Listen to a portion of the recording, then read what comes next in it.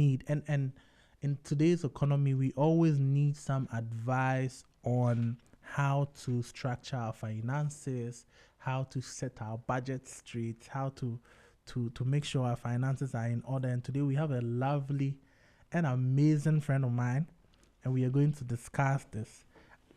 Most of the times I allow my guests to introduce themselves because I think you do it better. So over to you, Debbie. Please introduce yourself to our listeners. Hi, everybody. My name is Deborah Afuano. You can always call me Debbie.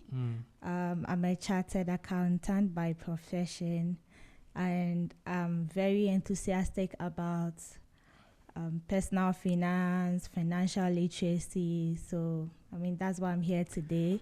So let's just delve into it. Yes, you're the right person to do this, and I've known you for God knows how long, since we were national service people in back in the day. University of Ghana. Yes. And I think we'll dive right straight into it. What is financial literacy? And today, why should young people be interested in financial literacy? Okay, so financial literacy is just understanding how money works.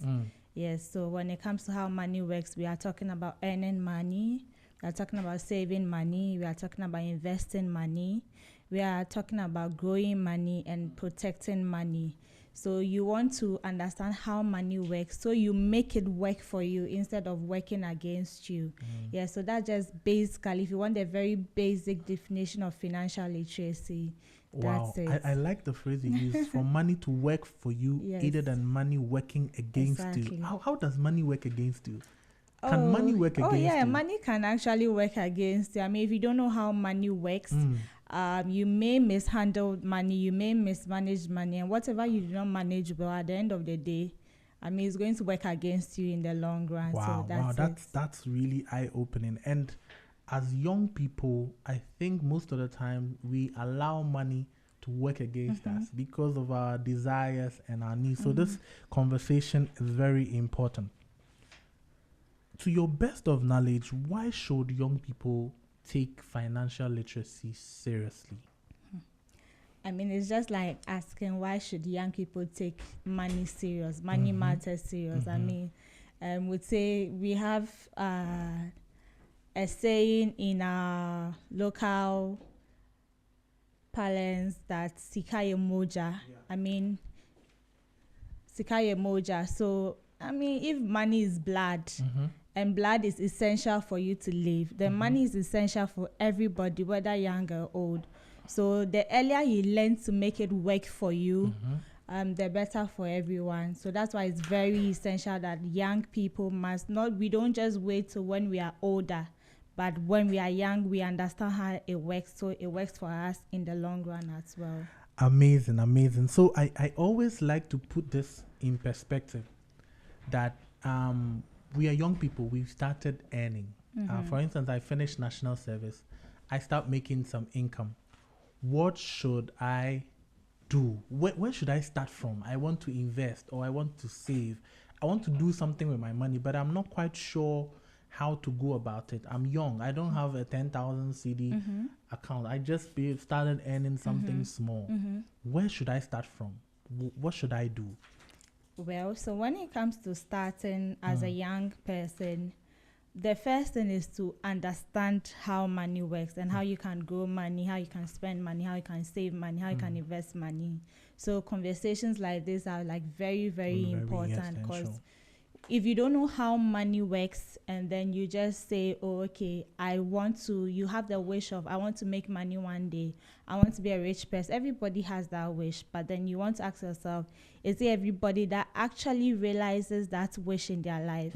So you need to be able to plan for it, and planning for it takes the financial literacy, knowing about how the money is going to work. So as a young person, the first thing you need to do is to invest more in learning about how money works. So you need to, there are YouTube videos, you can read about it, you can ask the experts about it. Then after you don't want to just learn about it. If you learn about it, you have the knowledge, but then you don't take the initiative, then you shot yourself in the foot. So there's a very controversial question that I'm going to ask about betting. Okay. The young people think, Charlie, if I do this calculation, I put in money, it is going to multiply. Mm-hmm. Do you think that is the best way to invest your capital today? Because a lot of young people are looking for the safest, fastest way they can make money without doing things that are illegal. Mm-hmm. Because nowadays a lot of young people have been carried away by FBI, and people are very cautious about what to do, and they think the easiest alternative is to either bet or put their monies into things that can multiply their monies faster. What is your opinion on this, and how would you advise young people in this day and age concerning betting and then make money fast schemes? Okay, so the first thing I want to say is, when it comes to building wealth, I mean, it takes a long time. It takes patience. It takes consistent habits to build wealth. When you look at all our millionaires or our billionaires, they didn't just wake up one day and then they won a bet or had some money somewhere, windfall, and then they became millionaires. So when it comes to betting, for instance, I don't really advise people to bet, because I would, for my best ability, I would rather discourage people from betting, because one, when you bet, the strategy for bet is hope. You are looking at the probability. There's a 50 chance that you get the money, or there's a 50 chance that you would have lost everything in it. But when it comes to building wealth, we are looking at very consistent way of growing wealth.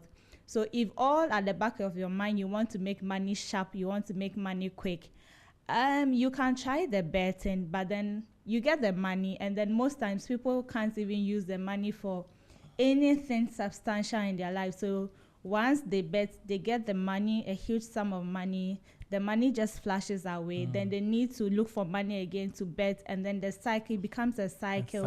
I don't think we've ever had a millionaire, a billionaire say, look, I was betting and then that was it. So I mean, I advise young people, let's not concentrate on that. Let's concentrate on patiently building wealth. I agree with you, Debbie, 100%. And then you mentioned something about habits. So I want us to dwell a little bit on that. Okay, sure. As young people that are coming up, what do you think are some habits that we can try and develop so that we can be sound financially? We can build those habits of gradually building our wealth. Okay, so the habits would be, one, we sometimes we are tempted to keep up with the Joneses as young people. We go out on social media. We see, oh, this person has bought the latest iPhone. This person has the Chanel bag. This person, and then we are tempted to also look for money to buy the same thing when really we cannot even afford it. So the first thing is to live not just within our means, but also below our means as young people. So you're not just living within, but also below. That whatever money you are, as young as you are, you earn money in one way or the other. Yes. I mean, people, maybe your parents will give you money. Maybe you are in the university, they give you some upkeep money. You can always keep something, as little as it is. It doesn't have to be, we are not asking to save all your upkeep money. You can always keep something. 20 cedis saved every month. At the end of the year, you would have probably had about how much, say? So double of that. Let's say close to 1,000 cedis. Yeah. So I mean, so once you keep 50 cedis saved every month, I mean, you are making progress. So you always want to put at the back of your mind that once you get money, some part of the money is for you to spend, all right, and some part of the money is for you to save. We always need to start this saving habit as young as we can, like as early as we can start. So saving is the number one priority. And then from saving, you want to go to investment. I mean, bit by bit, you're able to gather some 20 cedis here and there. You have some, say, 100 cedis or 200 cedis. You want to try and then look out for investment platforms or investment instruments that you can put your money into, so your money grows for you. So these are some of the habits. And then, I mean, lifestyle creeping too. I mean, probably you're done with school, Now daddy gives you money still. Maybe you started a national service, so you have some more money, and then now you just double up your lifestyle. Now instead of eating from the house, you start I want to buy, just like Oliver used to do. Oliver would buy Mr. Woods way back. Don't take me back to those days. Lunchtime, instead of saving my money. Yeah, so we keep it like once money hits our pockets, the first thing we are thinking about is how do I spend it? But then I want us to change our mindset that once money hits our pocket, you want to ask yourself, what's the best use you can put this money to? So that is, we want to change from how do I spend this money to how can I put this money into use that will help me become better, will secure my future, will help me grow wealth. So these are some of the mindset shifts and habits. You say something that is very, very, very striking to me. Not just live within your means, but as a young person, try and live below your means. Yeah. Not like a pauper, but so that you have enough to save and enough to build your business. Amazing, amazing. Thank you, Debbie. And you mentioned savings. And I want to understand the importance of savings. You said it broadly as one of the habits that you want to build. In the next few segments, we'll compare savings and investments as young people. But let's dwell on savings for now.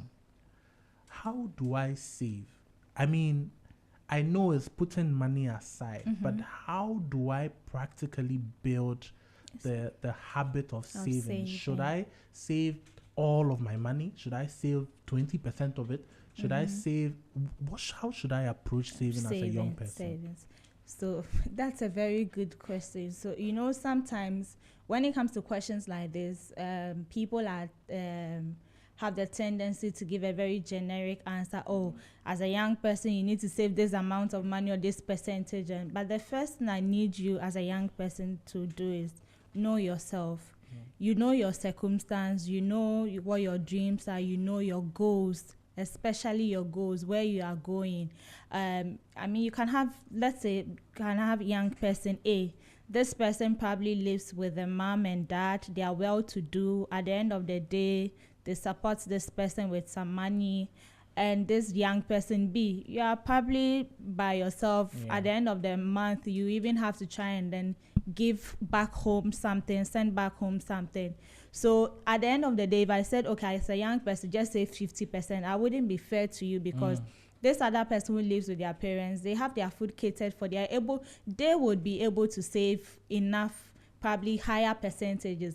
So the first thing is you need to know yourself. You need to know your circumstances, your situation, and where you're going, your goals as well, before you even sit there and say, okay, this is how much I would want to save or I can. And like I said, you want money to work for you, not against you. If you save all your money and then you're not able to eat and you're just hanging around and you're catching all sorts of disease, stomach ulcers, and then what's the use of the money? You want money to work for you in the best way. So the first thing is to know yourself, know your circumstances, know your goals, know how, but you want to also save as much as you can. The goal is to save as much as you can. Yeah, the goal is to save as much. And you want to make it a habit. You need to also decide upfront. Am I going to be saving monthly or am I going to be saving weekly? You have to decide. And I would advise it goes hand in hand with how frequently you also get money. So if you are probably getting money every week, then you want to decide that then if I'm getting money every week, I need to be saving every day.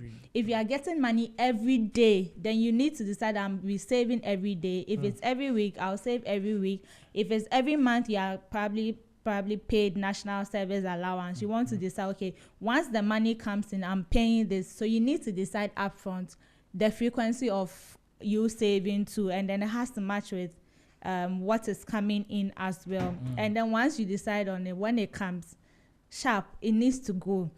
You probably have to open a different savings account. So let's say you're a national service personnel, you have you've started your national service, you have an account with this bank where the government pays money or the institution pays money into it. Now you need to open a separate savings account, whether with a separate bank or even with the same bank. Some banks allow you to open some sort of investment or savings account where they put your money in. So when the money comes in, you can even ask the bank you can pass a standing order that, okay, once my money hits my account at the end first of every month, take this amount and move to this savings account. So that way you don't even see the money, you are not even tempted to spend the money, and it's automatic. You are not even thinking about it too. So that's one of the few ways. Amazing. I think you're spot on, and I like the way you went into details and explained it so that young people can really understand it. I have another controversial question. This one is quick loan. Okay.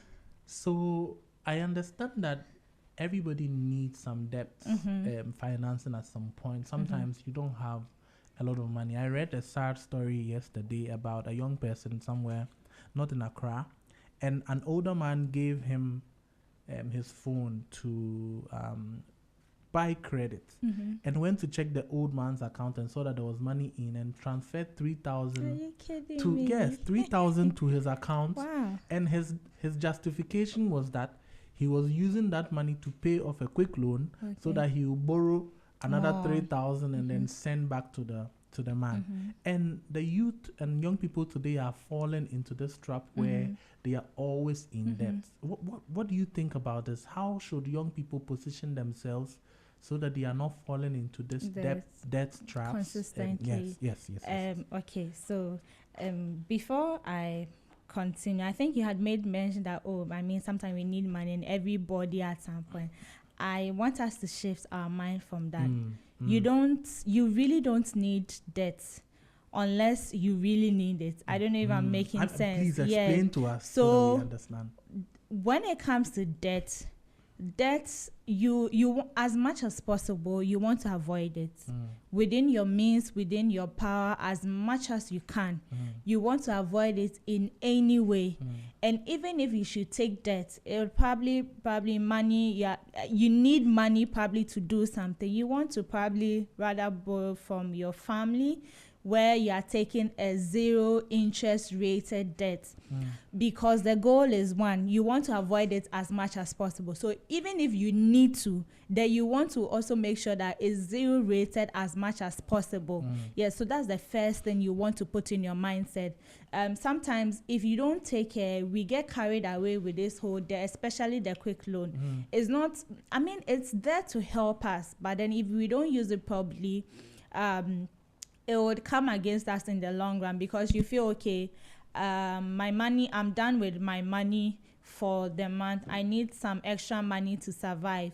But with the absence of that quick loan, you would have probably asked a family to help you with food for the month, or help a friend to help you out. But because the loan is there, you just quickly take your phone, then you subscribe to the loan, the money comes in, you spend. That is what we call in financial literacy consumer debt, or consumption debt for consumption. So when you are taking debt, it has to be something that you know is bringing money to you in the future, where we say an income generating debt. Well, when you take the debt, you are using it, probably you are in school, you are learning, you need to pay your fees. You've gone helter-skelter, you've spoken to your family, you've spoken to a number of people, you've been trying your best to get a scholarship, you are not getting, and you need to take a debt. That instance is a bit allowed, because in the long run, you are investing in yourself. But then if you need to take debt just to be buying takeaway food every day, just to movement, then it's a bad thing. As much as possible, we want to stay away from debt. Okay, so I really, really understand what you're saying, and I get the point of not getting consumer debts that you're using to spend on yourself, but debt that is going to transition into something that is going to regenerate money for you. So now let's come to investing. We've talked about saving and how important it is for young people to save. If you're getting money weekly, then you need to try and save weekly. If you're getting money daily, then you need to try and save daily. Exactly. Now, what about investing? Multiplying the money for ourselves. How should young people position ourselves so that we are able to invest and then have meaningful returns? Okay. I sometimes sympathize with young people because most of the times we don't have long-term mindset when we are investing. We have short-term needs, so we think investment should also bring very short-term returns. And short-term returns means that you are putting in a lot of money so that you get a lot of returns. But if you have the kinds of monies that we have, then you should practically be looking at long-term investing. What is your position on this, and what kind of advice can you give to young people about this topic? Okay, so I think for this, I think like 2 weeks ago, I was actually like a facilitator in a business academy where I was speaking on personal finance and financial literacy. And someone asked, okay, I've talked about savings. Now I'm talking about investments. Is it not the same thing? I want to start from there. So savings is entirely different from investment. Okay. So I gave an analogy of maybe you're block factory. Yes. Savings is more like, okay, you're starting, you don't have anything at all, but you need some sand for the block. So savings is, okay, this day someone gives you probably 1 bucket of sand. What you do is you take 1 pail from it. You know, a bucket is bigger, a pail is smaller. So you take 1 pail of sand, you put it aside. Another time, someone gives you 2 buckets of sand. Okay, so you take 1 pail each from the 2 buckets. So you are gathering the sand. Now we want to move, so that is savings. Now we want to move to investment. Investment is, okay, so now the sand that you've gathered, you take it, you put in some cement and add some water, you mix it, and you create a block out of it. So it is in that block that in multiples of those blocks, you are able to build a house. So the savings is the sand where you are trying to gather the sand and everything you need. And the investment is now you have something concrete that as you keep building it, as you keep replicating the whole process, now bit by bit you are laying the blocks, then now you have a whole house, and that house is the wealth that we want to create. So that's the basic definition. I mean, this analogy helps a lot. So now we want to talk about why investment is important. Yes, why investment is, and how young people should invest. And the reason why investment is important is, look, we have something we call inflation, time value of money. Money that you would have saved last year, 50 cedis that you have saved last year, that whatever you could have bought last year, July, you cannot use that same money to buy whatever you want to buy now. You will probably go to the market and they say, hey, look, it's now 80 cedis now. So that is what we call inflation. And time value of money as well. So investment is what actually compensates for that. That now when you put your money to work, then now your money begins to generate income on whatever principal or whatever money that you've put in there. Yeah, because at the end of the day, you want your money to work for you as much as possible. So if you gather money, put under your bed, and the next 2 years you go and bring that money out, you would have lost some value. It would still be the same amount of money, but you would have lost the real value on the money, in the sense that whatever you could have bought many years ago, if you had spent the money, you can't use it now. But when you take that same money, you put in an investment instrument, whether it's a treasury bill, is a mutual fund, however, whatever is stocks you want to buy or shares you want to buy and all that, it protects your money and also makes a return on the money for you. So an investment is making your money work for you, essentially. Yes, making it. So I don't know if the types of investment we can go in is part of it. So I can continue. You can continue. Okay, and tell us what they are. So when I speak to young people, we need to go as basic as possible. Sometimes we hear investment, we are all thinking, hey, this rich person, and we don't really know where to start it. But investment is very simple. If you take right now as we speak, we have something we call T-bills, which is treasury bills. Yeah. I'm hoping that we've all heard about it. So treasury bill is very simple. As low as 100 cedis, you can actually invest in a treasury bill. And treasury bill, let me tell you how it works. It's just like, treasury bill is you basically lending money to the government. Yeah, so it's you saying, the government of Ghana says, look, we have a lot of expenses. We need money.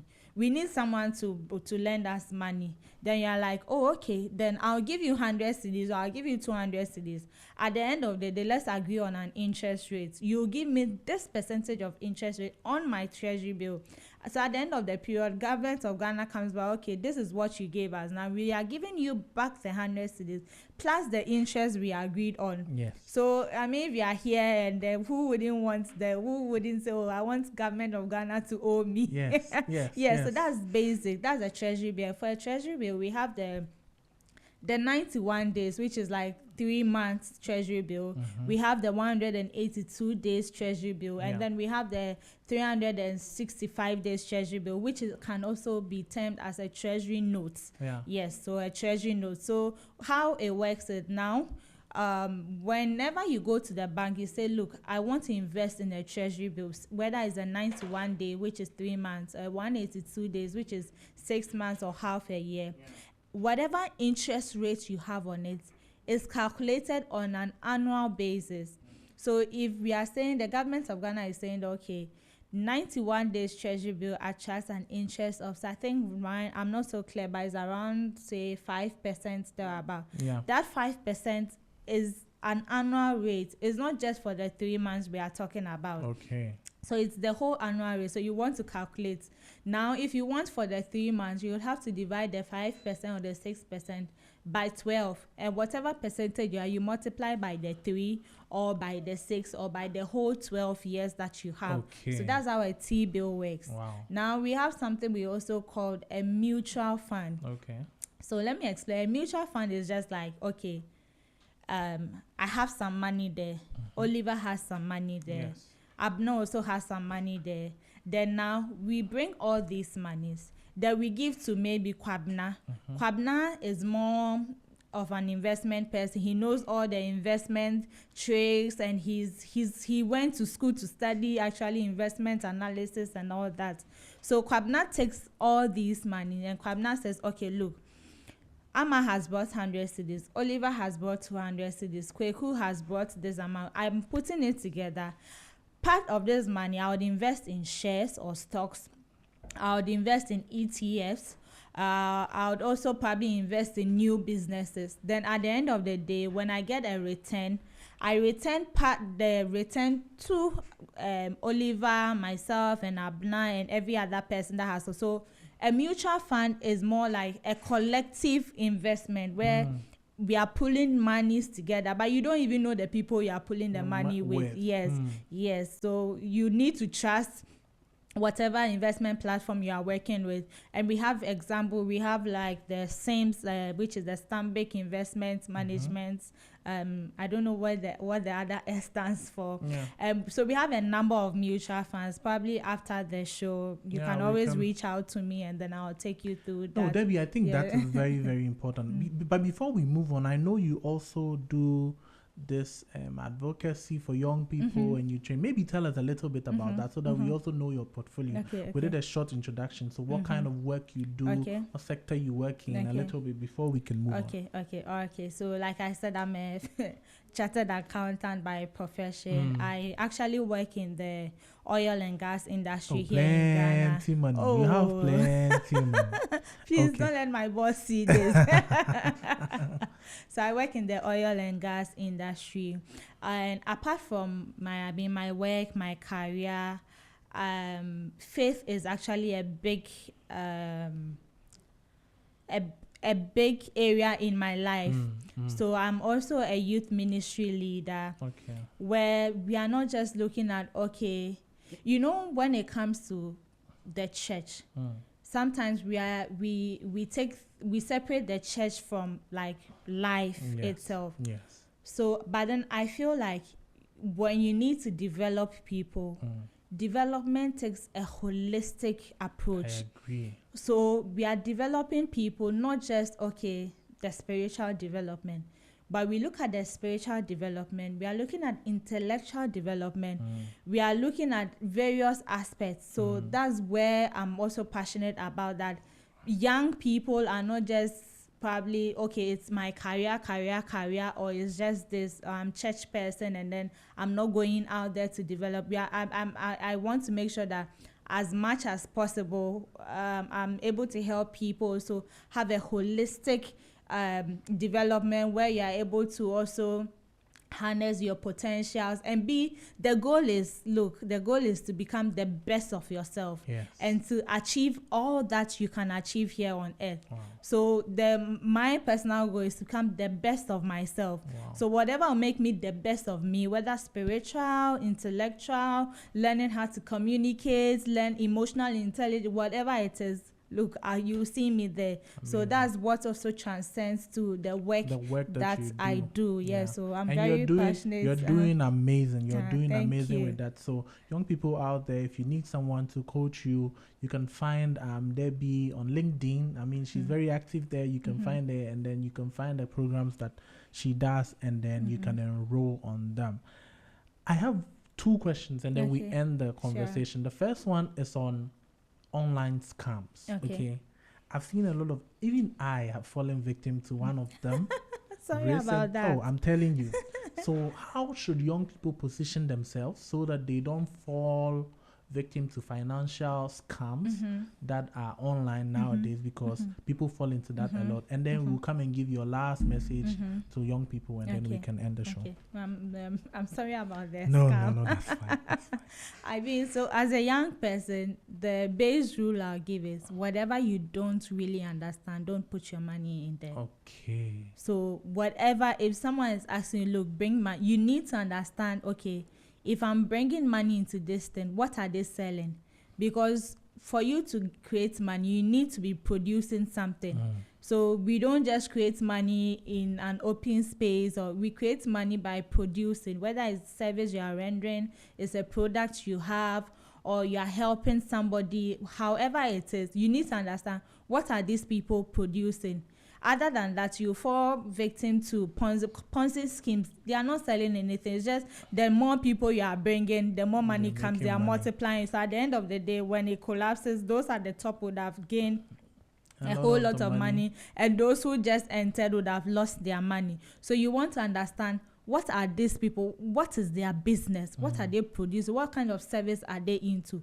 And then you also want to understand the return. If somebody comes and promises you 200% return in a month, I mean, it sounds too good to be true. So every time something sounds too good to be true, please believe me, it is actually too good to be true. So you want to look at that as well. And then you want to look at pressure. When you are being asked to invest into something and it's like pressure, you have to do it now or you lose it. I mean, the world is not coming to an end. You want to take your time to do your due diligence to understand wherever your money is going, make sure you understand where it is going to and how they are going to work with your money. So once there's pressure that you need to invest, you need to bring the money, you want to look at it again and say, look, please just give me some time to so that's it. Okay, thank you so much. And also, Debbie, don't be too greedy, because sometimes too we are too greedy as young people. You want to take small money and then get so much money. You build, like I said in my earlier submission, if you want to build wealth, it takes patience. Yes. Thank you, Debbie. Thank you so much for coming on the show. As young people, we really appreciate when we get these nuggets to improve our lives. So on your last words, I want you to give us 3 habits that you think young people cannot do without in building their financial capacity in this day and age. And then just give us your final words, and then we end the show. So the 3 habits, like I said, you want to, as much as possible, live below your means, not just within, but also below your means. The second one is you want to avoid debt as much as possible. If you really are in dire need of money, you can probably ask your family, or you want to, probably someone should dash you the money or something, but even as much as possible, you want to just avoid debts as much as possible. And the third thing is discipline. when it comes to saving, nobody, if I have 100 cedis, I want to spend all the 100 cedis. Why should I put part aside? So you want to have the discipline, cultivate the discipline of saving money. And saving money, look, it's not even about how much you are saving. It's about the consistency and the discipline in making sure that you are always putting money aside. So that I just want to reiterate that you want to live below your means. You want to avoid debt as much as possible. And you want to cultivate the habit and the discipline of saving money, no matter how little it is. So those will be my 3 major. And for my last point, I like that last point. For my last point, Yeah. I'll say that the best investment for you as a young person is in yourself. Amazing. It's developing your mind, Amazing. developing your skills, anything that will help you become a better person. Because when you become a better person, every other thing around you becomes better, including your finances, including the people you hang out with. So you want to develop yourself. So that's Thank you point. so much, Deborah, for gracing our show today. And it's been amazing having you. Young people, that is our show for today. We always bring you the best opportunities, and then we bring you the best people to talk to you about interesting topics that are going to build you. That's our show for today. Join us same time next week on Z101.9 FM, Next Gen Connect. And we will have wonderful opportunities for you. We'll have also wonderful guests to inspire you, to bring you development tips that are going to serve you best. Up next is Highway 1019. We'll leave you in the hands of God, and bye-bye. As it is in the beginning, so shall it be in the end.